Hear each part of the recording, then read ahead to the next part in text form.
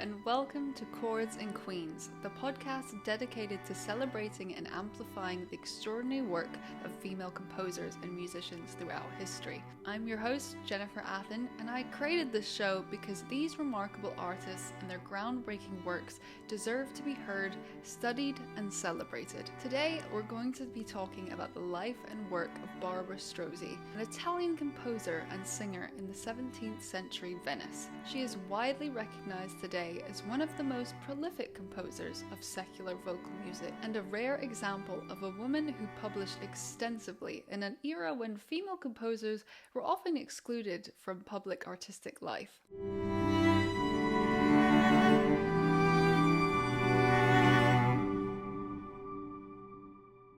Hello folks, hope you're well. I just wanted to start out today's episode with a little confession, and that is that during my research for this episode, I realised something a tad pathetic, and that is that I can't spell the name Barbara. Every Google search or in my notes is an absolutely atrocious way of spelling Barbara. And I don't know what's going on with me. I spelt it like Bra and then B-A-R-A is awful. So anyway, I've learned that about myself this week, which is maybe something I didn't really want to know. So, I've learned something that I can work on myself, is to spell Barbara correctly. But moving on, today we're in 17th century Venice, and the city is a bustling hub of trade, art, and music. Opera houses are flourishing, and the sounds of violins and voices echo through the canals. Into this world is born Barbara Strozzi, a girl who would grow up to challenge everything society expected of women in music. Barbara was born in 1619, and someone calls Scooby-Doo because her story begins with a mystery, and it would shape her entire life. Her father, or rather her, in quotes, adoptive father, was Giulio Strozzi, a prominent Venetian poet and librettist. Giulio was already an established figure in Venice's cultural scene, writing texts for operas and founding one of the city's first public opera houses. But here's where it gets interesting.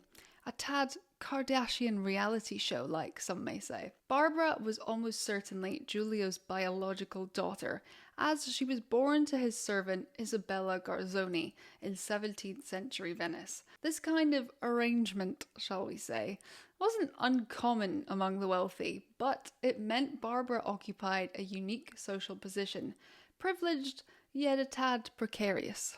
And what made Giulio Strozzi quite interesting wasn't just his artistic achievements, but perhaps his progressive attitude towards women's education. His support for Barbara's education and public career, which was unusual for the time. While we don't have direct writings from Giulio laying out a feminist philosophy, his actions by adopting Barbara, ensuring her education, and even promoting her artistic career, and even featuring her in his intellectual circles, strongly suggest he believed in women's intellectual and artistic capabilities. In the 17th century, women were generally excluded from formal education and public life.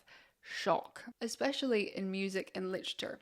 So Giulio's support was highly unconventional and could be seen as even quite progressive. Giulio didn't just give Barbara a musical education though, he gave her the best musical education money could buy.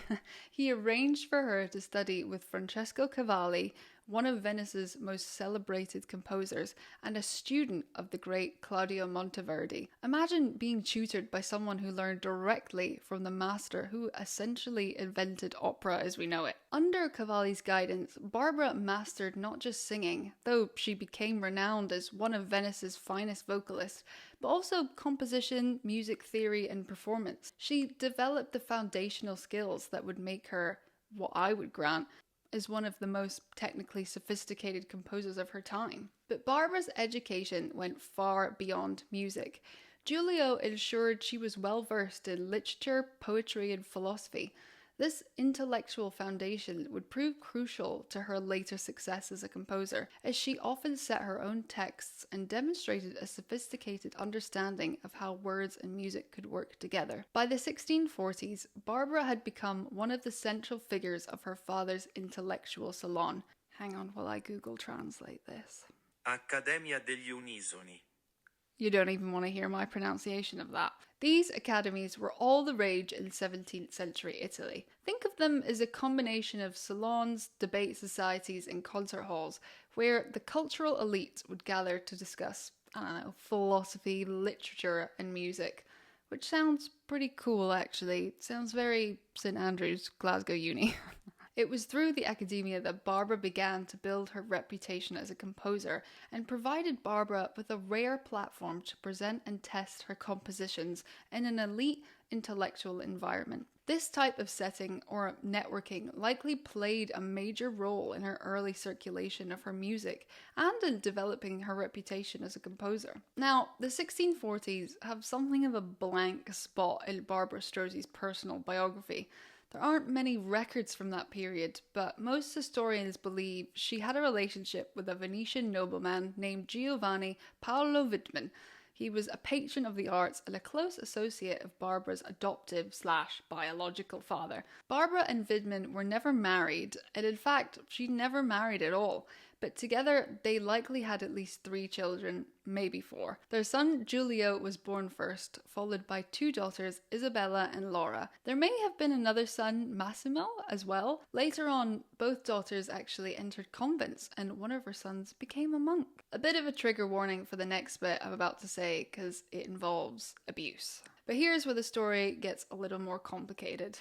A letter written after Barbara's death claimed that Count Widman had raped her and that her son Giulio was the result. Some historians think, however, that this story may have been invented to preserve Barbara's reputation, simply because in 17th century Venice, being an unmarried mother was scandalous and women often bore the full weight of that judgment. But there's also some evidence that suggests the relationship with Widman may not have been entirely voluntary, which is tremendously sad, and that Barbara may have been coerced. What we do know is that there were financial ties between them. Barbara lent Widman money, and apparently a significant amount, with the agreement that it would be paid back after his death. The loan carried nearly a 10% interest, which wasn't just generous lending terms. It may have been her way of securing some protection for herself and her children in a world where women like Barbara had very few legal rights. Back to the music though, her early works, mostly vocal pieces, were shared among Venice's musical elite. Her first published collection, Opus 1 in 1644, contained madrigals and was dedicated to the Grand Duchess of Tuscany, suggesting both high aspirations and pretty good connections. While we don't have detailed listener reviews from the 17th century, modern scholarship and analysis highlight the distinctiveness of Strozzi's musical style. It was emotionally intense, rhetorically expressive, and rich in text-music relationships. Barbara had a particular gift for the cantata, which was emerging as a dominant secular vocal genre in Italy in the 1640s to 1660s. These were secular vocal works, usually for solo voice and continuo, that told stories or explored emotional states. Barbara composed dozens of cantatas, many in Opus 2, 5, and 8, and is regarded as one of the foremost composers of the early Italian cantata. If you're still confused, think of them as sort of art songs of the Baroque era, but with more of a dramatic flair. Her cantatas were different, though, from those of her contemporaries in several ways. First, they were longer and more structurally complex. Where other composers might write a simple aria, Barbara created quite elaborate musical ideas that could sustain more hefty emotional development over the 10 to 15 minutes of the piece. Second, her harmonic language was more adventurous. She wasn't afraid to use dissonance, think suspensions, chromaticism, unexpected harmonic turns, to express psychological states, and her melodic lines had a freedom that reflected her background as a singer. But perhaps most importantly was Barbara's cantatas dealt with themes that were rarely explored in such depth by other composers. The inner lives of women, the psychology of love and abandonment, and the experience of female desire. In a musical world dominated by men, she was giving voices to experiences that had been largely pretty ignored. Between 1644 and 1664, Barbara published 8 volumes of music, an extraordinary achievement for any composer of that period. These volumes included cantatas, arias, madrigals, and sacred motets, primarily for solo voice and continuo. And just to highlight what an achievement this was, for a woman of her time to publish even one volume of music was super rare. So publishing 8 over 2 decades was indeed very extraordinary. In fact, very few women in the 17th century published music at all, let alone in such volume and variety. Her status as a non-noble, unmarried woman makes her publishing record even more remarkable, especially without the support of perhaps a religious institution or some aristocratic patronage. Although she did have some patrons, they were not long-term employers. With all this being said, Barbara was among the most published composers in the 17th century Venice. Her first published work, Il primo de Madrigal. Il primo de Madrigal. I'm never gonna speak Italian. From 1644 was her first published work, and it included madrigals for 5 voices and basso continuo, especially since the volume was dedicated to the Grand Duchess of Tuscany. Barbara's later works, especially from Opus 5 onward, show a growing complexity in form, texture, and emotional depth. She moved beyond simple aria pairings to more elaborate structures, richer harmonic language, and greater dramatic pacing. She never really lost her gift for melody and her ability to create music that spoke directly to the listener's emotions. Even in her more complex or sacred works, she retained a strong sense of melodic clarity and emotional communication. Barbara's secular cantatas often resemble mini dramas, especially those written for one character, expressing shifting emotional stress. Scholars often describe them as chamber operas in miniature or operatic monologues, which I think is my favourite. Imagine just someone saying, "What are you up to?" "Oh, nothing, just writing my operatic monologue." Such diva behavior, and I love it. Anyway, what helps fit that description is that they were performed in private salons, not public theatres, aligning with this description that they were sort of mini dramas. She's also believed to have written many of the texts she set to music, especially in her later collections. Scholars generally agree that at least some of the poetry in her works is hers, particularly those that exhibit strong female perspectives or distinctive stylistic features. However, not all her texts were self-written. She also used poems by others, some anonymous, some possibly even by her father. The water is a bit murky there.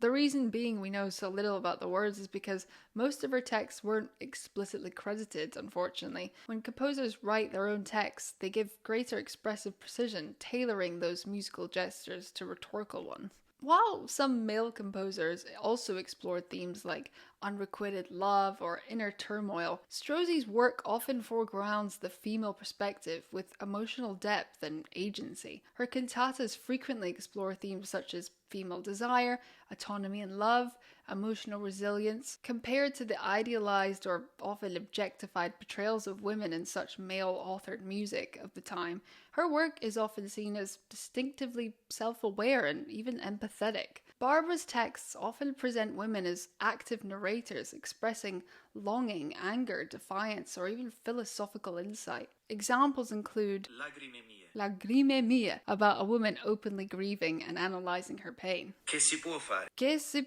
può fare? Che si può fare? Che si può fare? Anyway, a philosophical reflection on emotional endurance. La vendetta. I can say that one, but I just wanted to hear Google Translate say it. La vendetta, a woman vowing revenge. Her characters are emotionally articulate, not merely passive or ornamental. And despite her artistic success, Barbara's social position remained a little complex and sometimes precarious. As an unmarried woman in the 17th century Venice, she existed outside the normal social structures. This liminal status had both advantages and disadvantages. On one hand, it gave her unprecedented freedom to pursue her career. She could travel, perform, and publish her music without needing permission from a husband. On the other hand, it made her vulnerable to social criticism and gossip. Some suggest that Barbara's reputation was sometimes questioned. Some critics implied that her success was due to her relationships with powerful men rather than her talent. These accusations were typical of that period. Successful women were often assumed to have achieved their position through sexual rather than intellectual means. Barbara seems to have been acutely aware of these social tensions, though, and they appear even in her music. Several of her cantatas deal with themes of social exclusion, the price of independence, and the loneliness of the unconventional life. One of her most poignant works, Che si può fare? Che si può fare, asks, what can one do? A question that seems to reflect her own struggles with social expectations. But Barbara was also remarkably resilient. She continued to perform and compose throughout her life, and she maintained her independence even when it would have been easier to conform to social expectations. In her later years, she seems to have achieved a kind of peace with her position, writing music that was more reflective and philosophical. Barbara Strozzi died around 1677, having lived to see the musical world change quite dramatically. The opera had become the dominant musical form, and the intimate salon music that had been her speciality was beginning to seem old-fashioned. After her death, her music gradually disappeared from performance, and for nearly 3 centuries she was largely forgotten. The rediscovery of Barbara Strozzi began in the 20th century as musicologists started to explore the contributions of women composers who had been written out of music history. What they found was astonishing. Not just a competent composer who happened to be a woman, but one of the most original and emotionally powerful voices of the entire Baroque era. Modern performers have embraced Barbara's music with enthusiasm. Her cantatas are now quite regularly performed and recorded, and they found new audiences who respond to their psychological immediacy and emotional honesty. In an age that values authenticity and personal expression, Barbara's music feels remarkably quite contemporary. What makes Barbara's story just so compelling isn't just her individual achievement, but what she represents about the possibilities that existed for women in earlier periods and the obstacles they faced. She succeeded not by conforming to social expectations, but by creating her own path, supported by progressive family members at a cultural moment that allowed for experimentation. Her music reminds us that the Baroque era, it wasn't just about grand gestures and ornate decoration. It was also about the exploration of individual psychology, the power of music to express the inexpressible, and the possibility of finding beautiful in the most complex of human emotions. Barbara's life spanned nearly 6 decades of the 17th century, and her music captured the emotional complexity of her time, while pointing towards new possibilities for musical expression. She was a woman who refused to be silenced, who used her voice both literally and metaphorically to claim a place in the world that didn't always welcome her. Today, more than 300 years after her death, Barbara's music continues to move audiences with its directness, its sophistication, and its deeply human voice. She reminds us that great art often comes from those who dare to be different, who insist on expressing their truth regardless of social expectations. So I hope you enjoyed learning a little bit more about this terrifically wonderful and amazing composer. Thank you for joining me on this journey through the life and music of the wonderful Barbara Strozzi. I promise I will learn to spell Barbara correctly one day. Maybe. Probably not. I'd also like to give a special shout out to my co-host, Google Translate, for helping me with my terrible Italian. Much appreciated. If you enjoyed this episode, please share it with other music lovers. And if you'd like more stories about the pioneering women of classical music, make sure to follow us over on TikTok and Instagram at Chords and Queens. Until next time, see you then.